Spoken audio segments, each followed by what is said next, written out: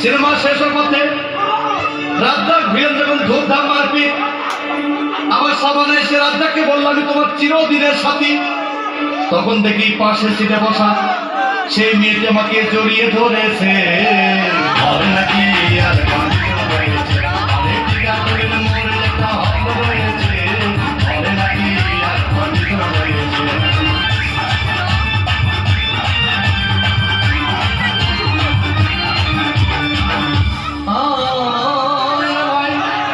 Cinema শেষ হয়ে গেল, বাইরে আসলাম, রিক্সা নিলাম। হঠাৎ দেখি মেয়েটি দৌড়ে এসে আমার রিক্সার ভেতর চেপে বসেছে। হবে নাকি